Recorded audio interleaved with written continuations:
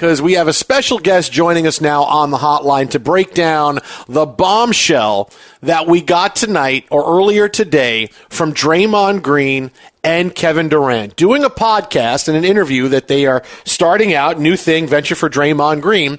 They talked about the well-publicized event in 2018 in which they got an argument that spilled off the basketball court and into the locker room.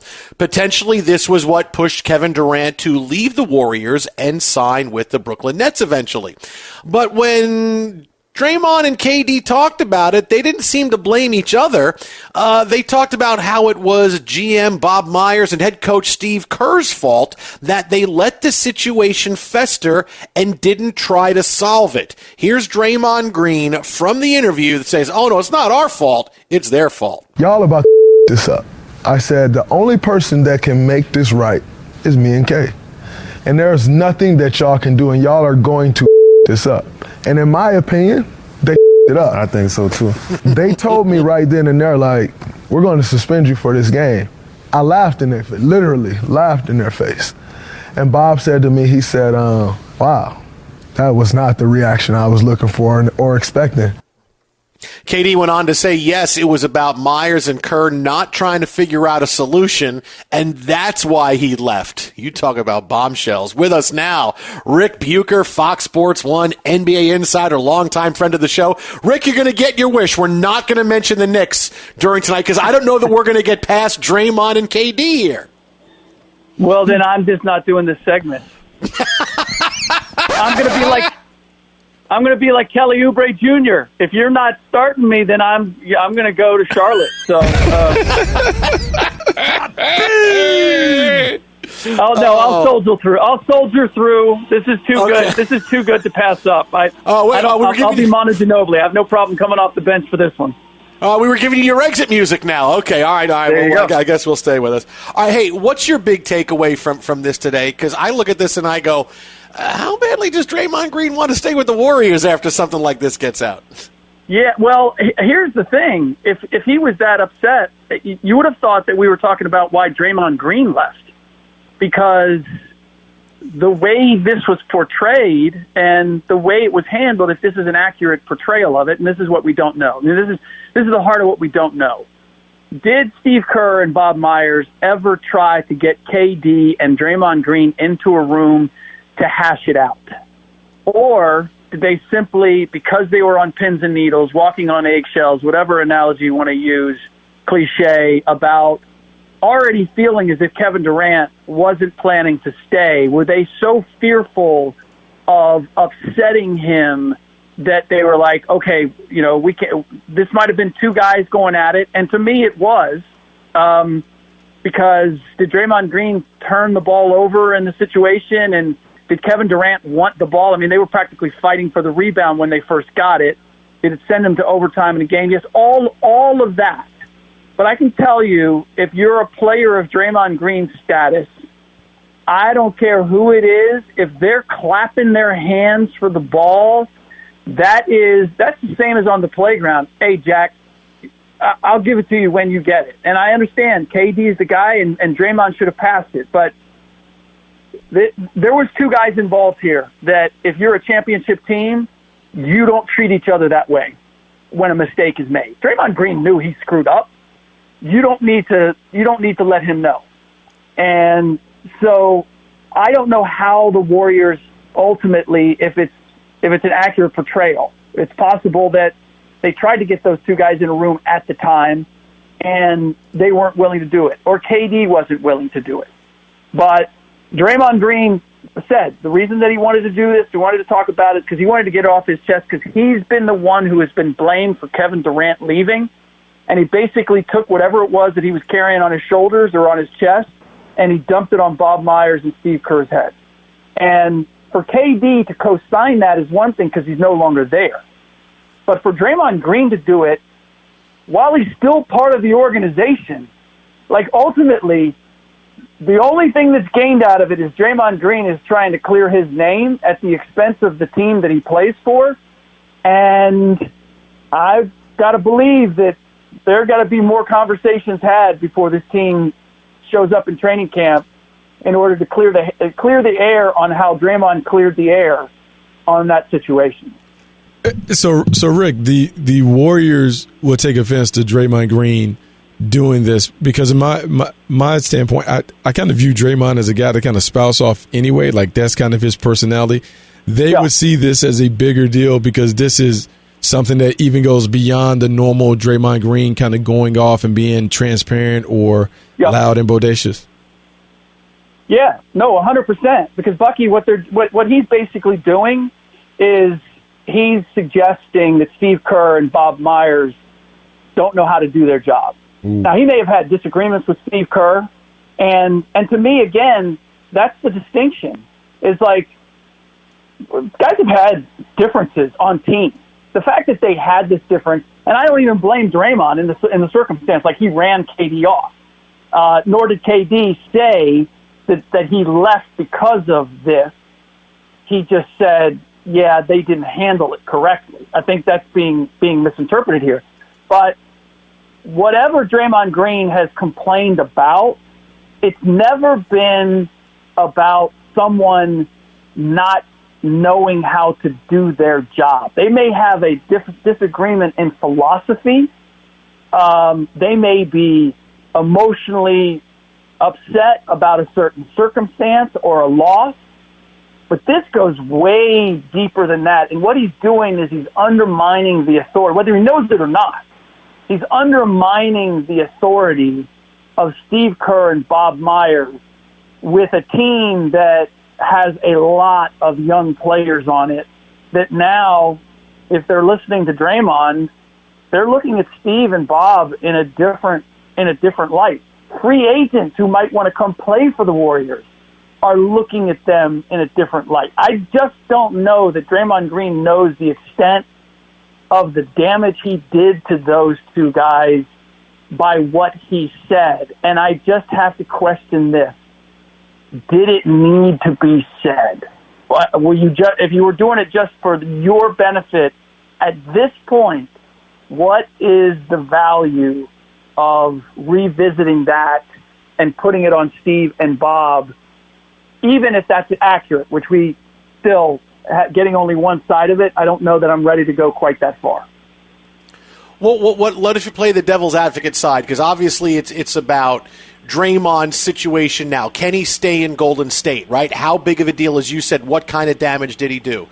How much credence could you give to the fact, look, Draymond's a smart guy. He knows when he says stuff. He knows what it means. He knows what the impact is. How much of it could be, you know what, I want out. And this is his way of saying, you know what, I want out, and I'm gonna torch the place on my way. Ooh, Jason, I smell what you're stepping in right there. I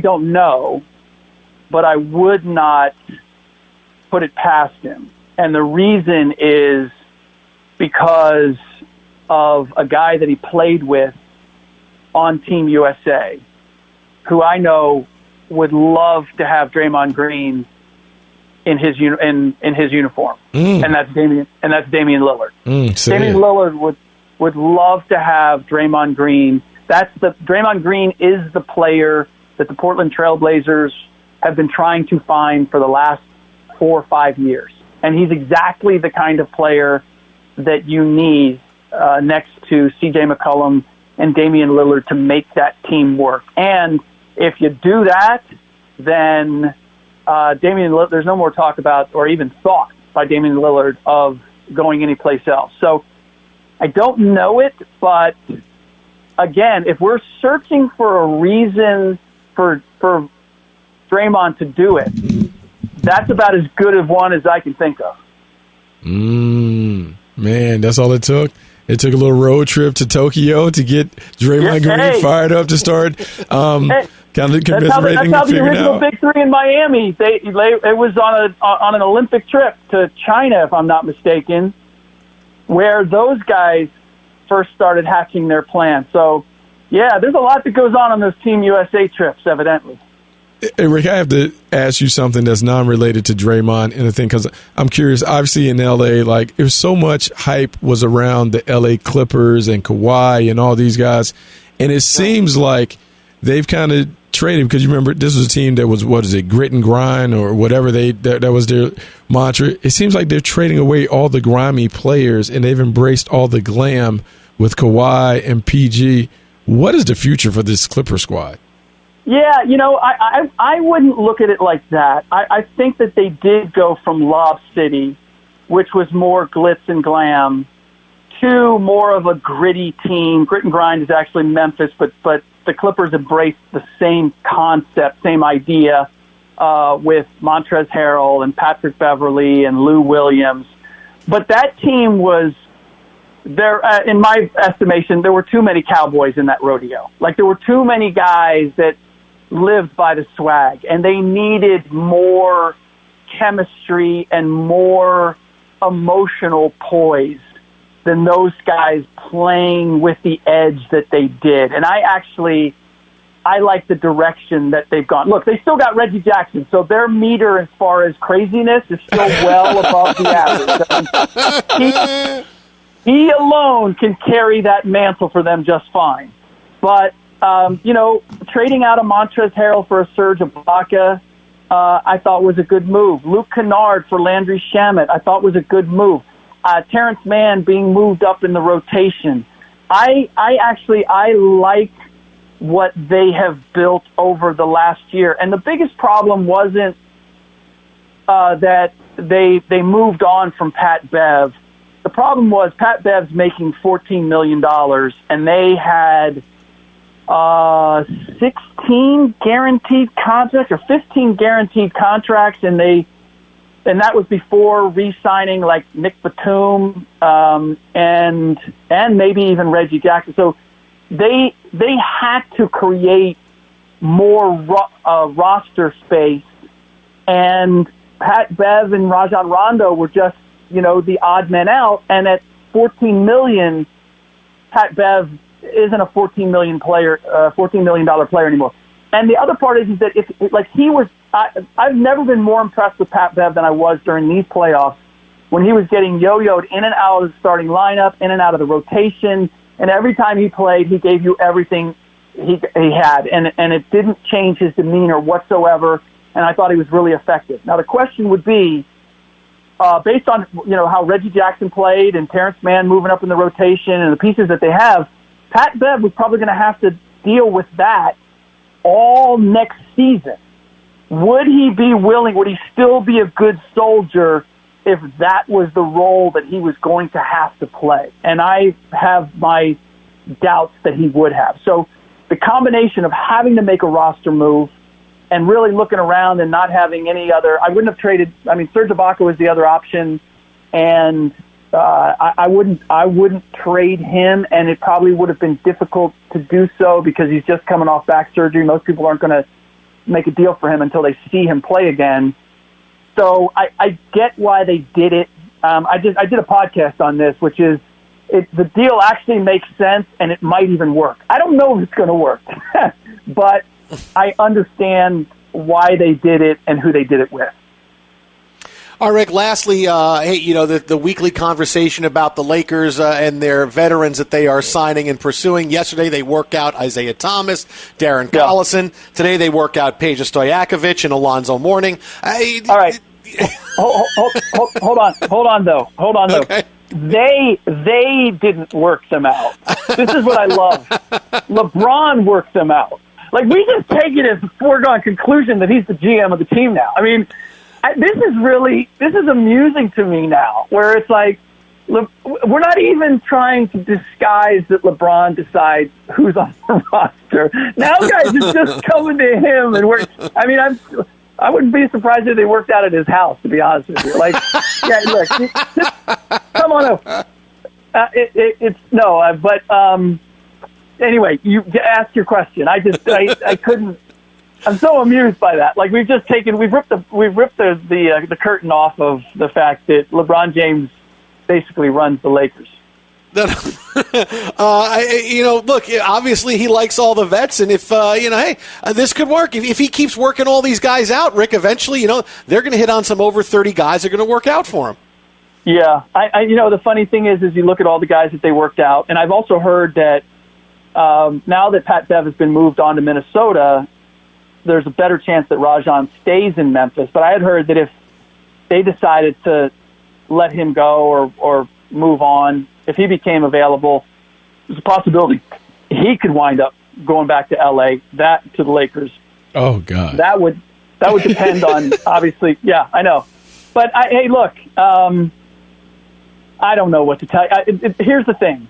If you're going to go down this road where you're going to say, what they're really trying to do is to recapture the same thing that they had 2 years ago when they won in the bubble. And when they were really good during the regular season, is that they got a bunch of guys that everybody discounted and that all had a chip on their shoulder because everybody said they were done. I get the sense they're trying to recreate that same mindset. So the more guys, Isaiah Thomas fits right into that category. Certainly you could say Russ Westbrook does.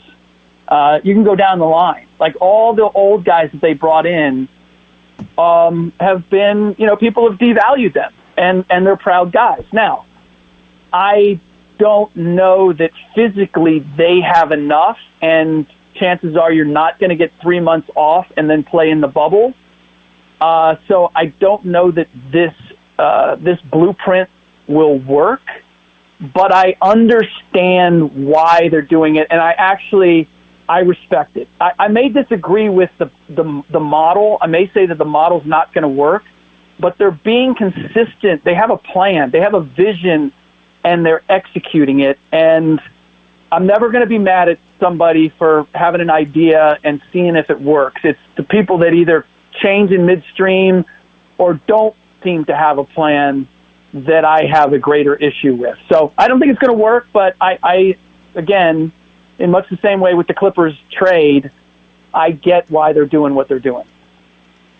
You can follow him on Twitter at Ric Bucher. That is at Ric Bucher, Fox Sports 1, NBA analyst and insider of the book Rebound with Brian Grant.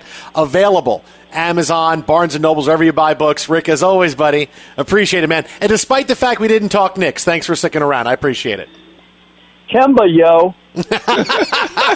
Hey, he's not just healthy, he's super healthy. Okay, he's super healthy. That's He'll be playing 48 difference. minutes the first night, and he'll be on the shelf for 2 weeks. Oh,